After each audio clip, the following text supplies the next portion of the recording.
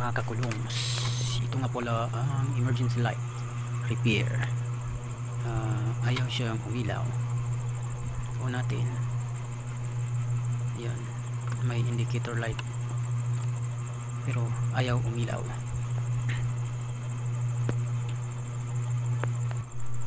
Tingnan natin yung sa likod, buksan natin. Yan, may baterya. Tanggalin natin yung baterya at i-check natin. On muna. Ay wala pa rin.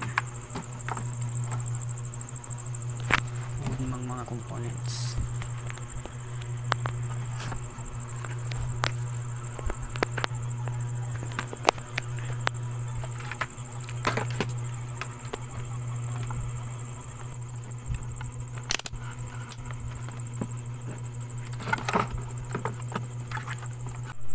Check natin yung voltahe ng baterya kung ako siya ng 5 volts or 6 volts. Ayan. DC, dapat DC. Tapos yung pula nasa positive ng baterya. O yan, 2 volts lang. Pula nasa positive at itim nasa negative.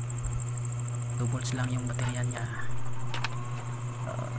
Check natin yung voltahe niya kung meron siyang output na 5 volts papunta ang battery. Saksak natin. Ay, wala. Ayun. Meron. Good yung supply niya, 5 volts.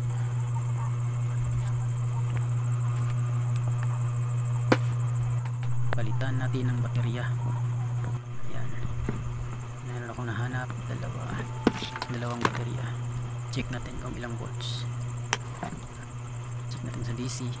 Yung itim sa negative at yung pula sa positive. Oo, meron siyang 3 volts. 3 volts guys. Tapos yung isa i-check natin. Negative, positive, 3 volts. Tapos guys, yan, may 3 volts na siya.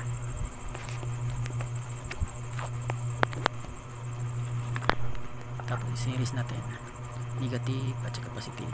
Idugtong para maging 6 volts. Yan positive at yan ang negative.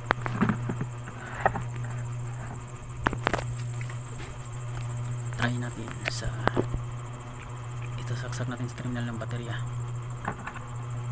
Yun, umilaw na siya. Hindi ba guys, baterya lang. Yun, umilaw na siya guys.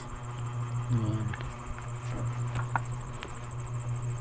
Yan sa positive at yan naman sa negative. Tapos may spark siya, diba?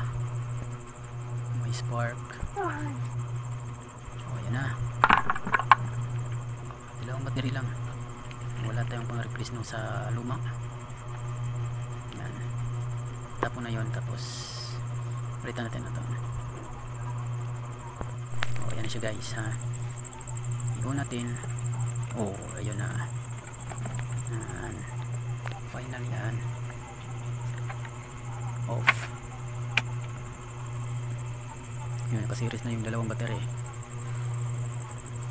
Labas niyan ay 6 volts kasi 3 volts yung isa. Charge natin. Yun.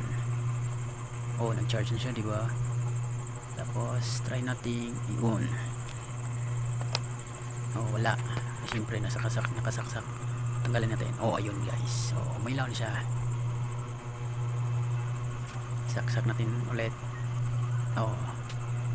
Yan yung emergency light. Nag-charge na siya. Saksak. Tigas. Charge na siya. Okay na siya guys.